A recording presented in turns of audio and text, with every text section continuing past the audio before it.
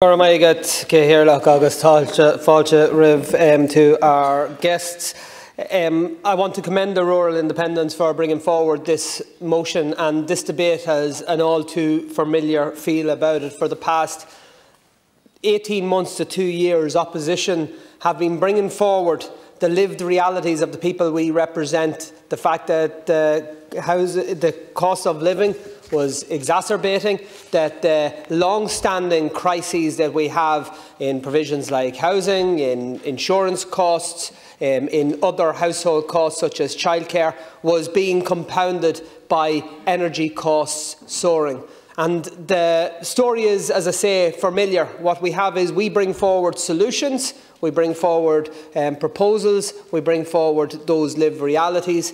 A Green Party minister comes before the House and basically says everyone else is wrong, and while Fianna Fáil and Fine Gael deputies are in hiding, and all the while then, maybe 6 months later, government will take some part of the opposition's proposals and meekly, half-heartedly make some changes. But it's always too little, too late. And here we are now in November, and thanks be to God, it has been a milder November than usual. Some will say that that's actually not a good thing, because that's actually a sign of the climate change that we are facing. And yes, that is certainly true.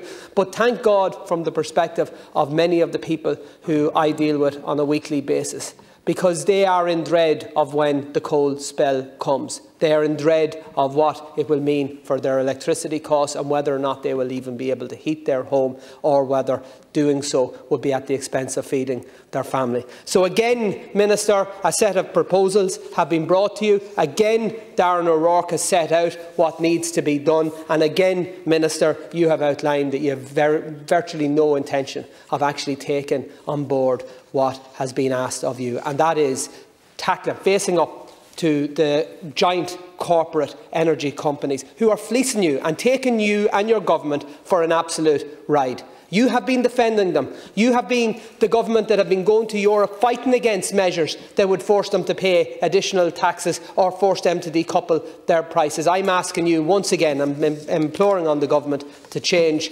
tact and start acting on behalf of workers and families as opposed to the energy companies.